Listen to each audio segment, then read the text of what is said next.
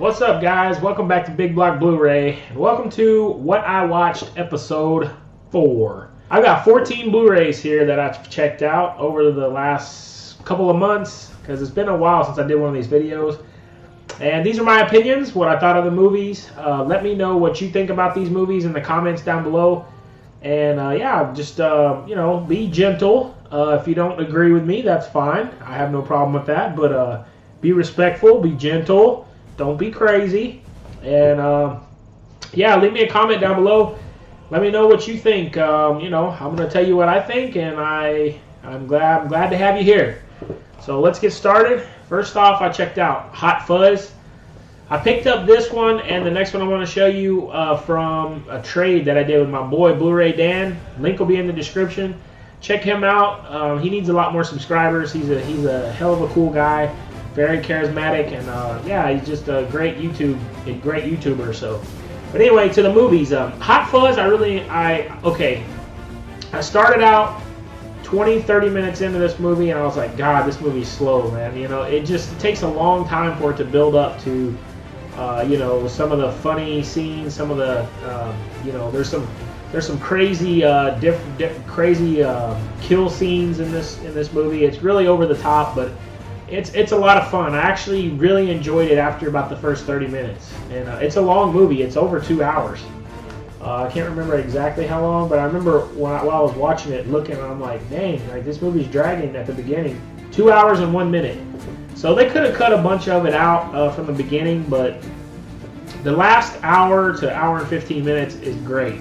There's some amazing kill scenes. It's very funny. And yeah, I enjoyed this quite a bit. If I ever watch it again, I'll probably just fast forward a little bit at the beginning. But yeah, I loved it. I loved it. So I would definitely recommend picking that up on Blu-ray. Next up, we got Shaun of the Dead. This is the other one I got with the trade from Blu Ray Dan. I watched this one the day or two after I watched Hot Fuzz. And I liked this one. I didn't love it, but I did enjoy it. But I liked Hot Fuzz better. I thought the story was better with Hot Fuzz, and some of the kill scenes were better. I was expecting some major crazy kill scenes in this one since it's zombie related, but the kills weren't really that, it wasn't anything you had never seen before. So, but yeah, it's got some good comedy in it, and it's definitely one I would pick up, if you get it on sale. But yeah, it's a lot of fun, but it's not anything you haven't seen before. And yeah, I forgot to give them a grade, but I would give Hot Fuzz maybe a B, and I would give this one a B-, I guess. After that, I checked out Justice League War. I didn't really enjoy this one that much. Well, let me rephrase that. I thought it was decent. The only thing that took me out of it is there's a lot of cussing in these movies. I guess just so it can be PG-13, but it's not even. First of all, it's weird to see a cartoon say bitch or say one of them. One part in this movie, I meant to write it down so I could remember, but it's been a long time since I watched it now. But they say damn it, and it's just weird to see a cartoon say that, and it's not. It feels forced in the movie, so it just feels like they say it because they can, because it's PG-13. So I don't know, it was just really dumb.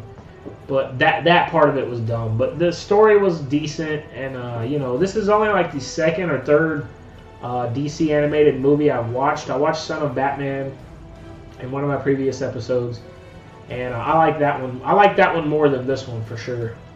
But this one I'd probably give a C. Next up, I checked out Grudge Match.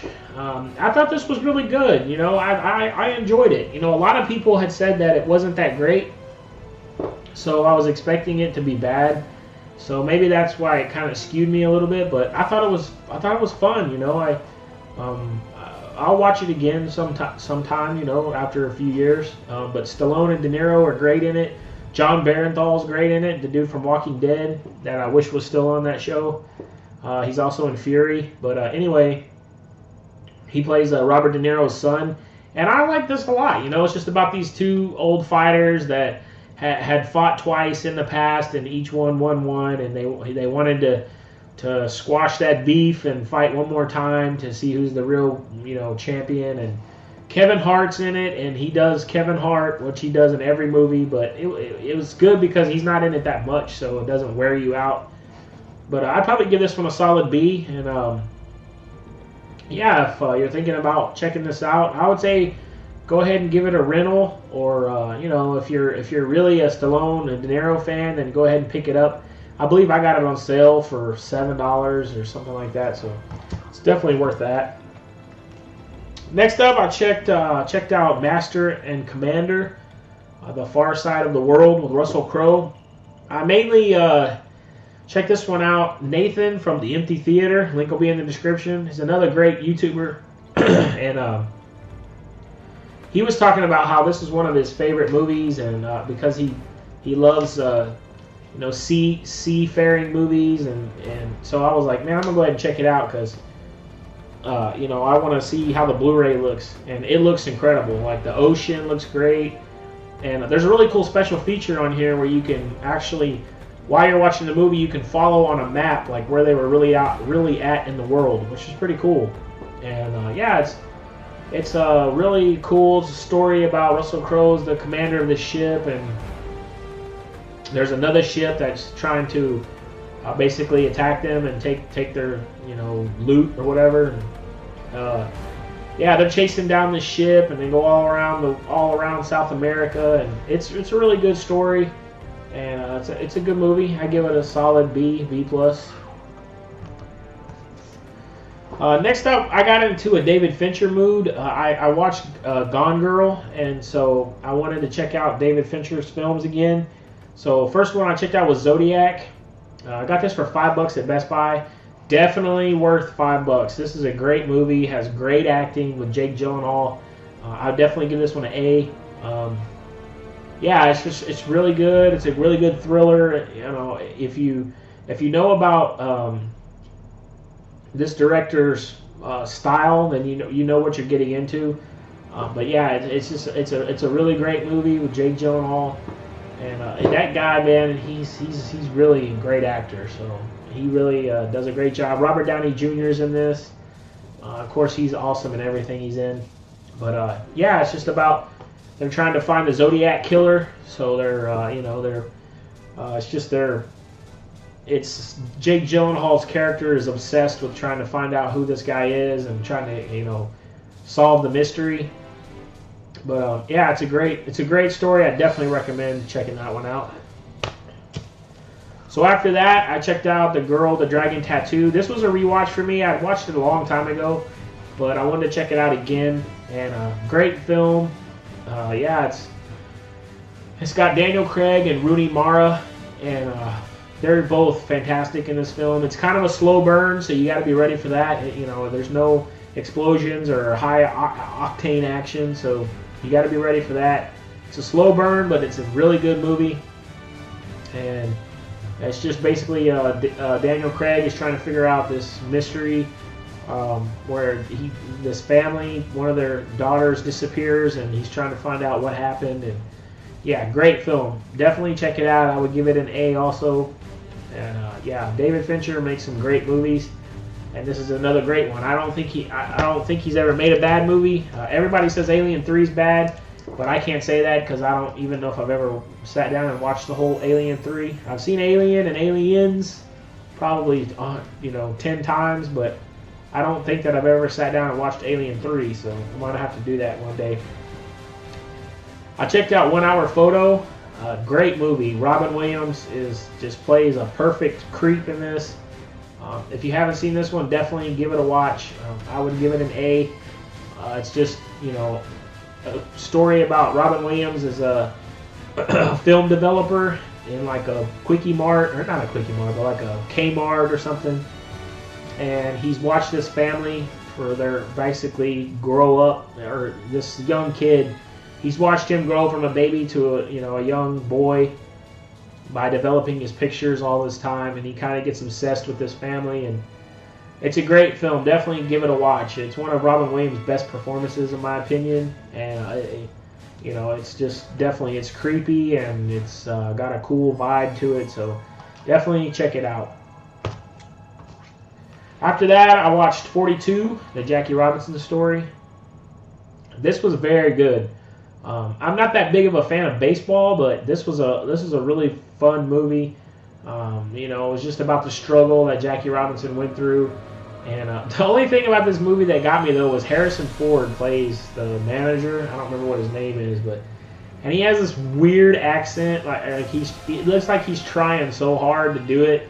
It just looked like it didn't fit like him. So it was like he had mothballs in his mouth. You know, he's like, so that part kind of took me out of the movie. But you know, I love Harrison Ford, so you know, whatever, man. You know, you get a pass from me. But yeah, Chadwick Boseman,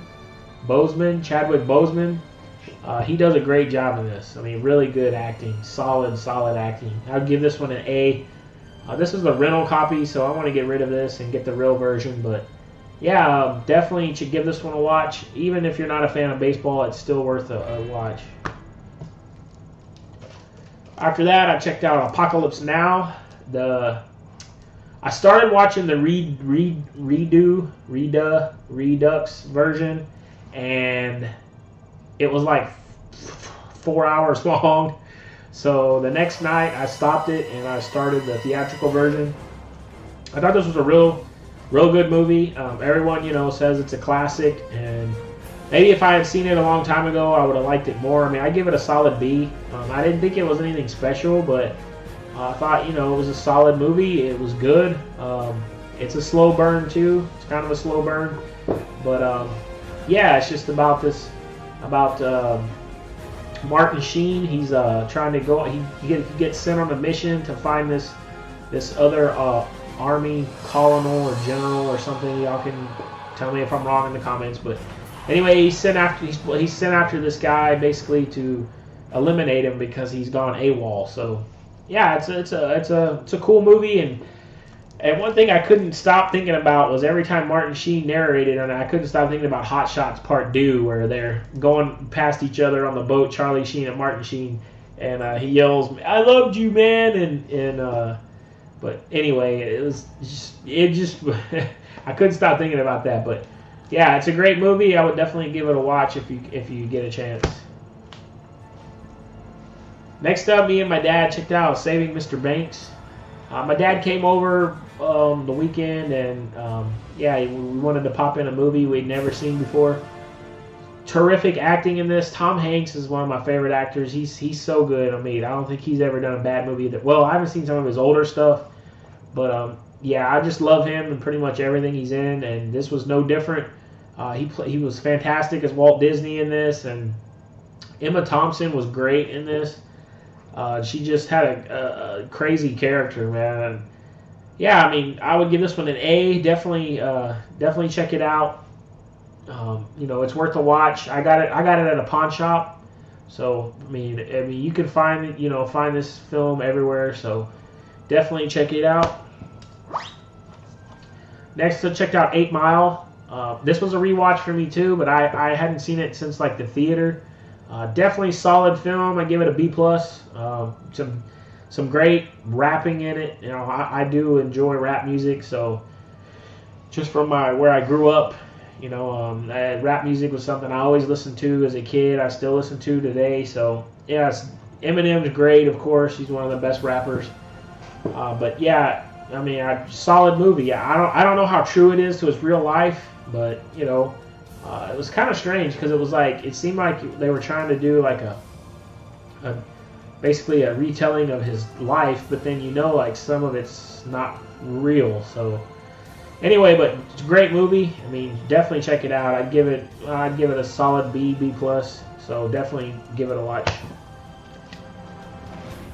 Checked out Necessary Evil. This was a documentary about DC villains, and this is definitely kind of misleading. Like I'd give it a C. I mean, it's very boring. Like it's much like the theory behind why a villain is a villain, and it's like we don't care about that. Like I want to know. I thought the documentary was going to be just like all the villains of DC and them just explaining who they are and why they're that way and things like that. But it was more, well, why is a villain, and explaining their thought process, and without the villain, you won't have a hero, and it was more like theory. It wasn't, there wasn't much about any particular villain. Like the Joker was in it a couple times, but there wasn't like a lot of backstory on the actual villains. It was just more an hour and a half of like smart people talking about the psychology of being a villain. So yeah, I mean, I would probably pass on this, but it has one of the coolest slipcovers I've ever seen. So I had to own it. Thank you to Steve minus the beard for hooking it up. Yeah, this is one of my favorite things in my collection right now. And last but not least, me and my wife checked out Chef the other night. If you cannot watch this movie and not eat. I don't care. We ate right before we watched this. We ate dinner and we went and laid down and we started watching this. I had to have me a bowl of cereal while I was watching this because they cook some amazing food in this movie. I mean, he cooks a grilled cheese sandwich in this movie that like would make your mouth water. So yeah, it's just a fantastic film. Jon Favreau, I would give this one an A+. I loved it. Jon Favreau and his kid, it's kind of like a divorced dad, you know, trying to help, or trying to, you know, make his life work, and, you know, with his son. And yeah, I just connected to it really well. And you know, it's a fantastic movie. You know, the only one that I kind of took me out was Sofia Vergara.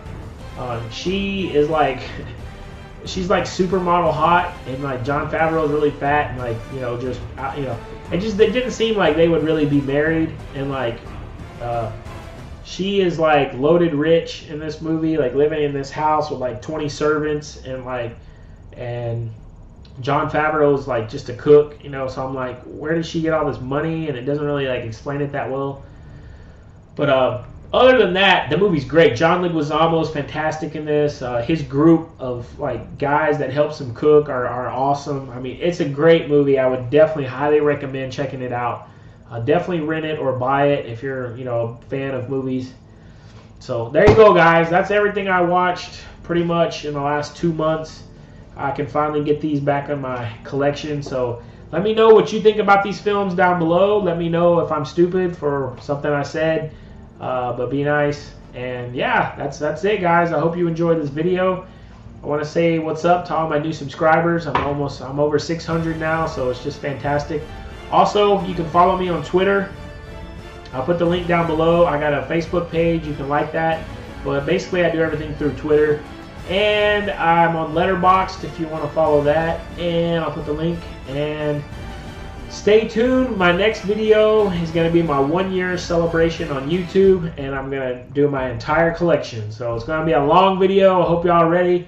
But I got some cool things planned for that video. So I hope you check it out. See you next time.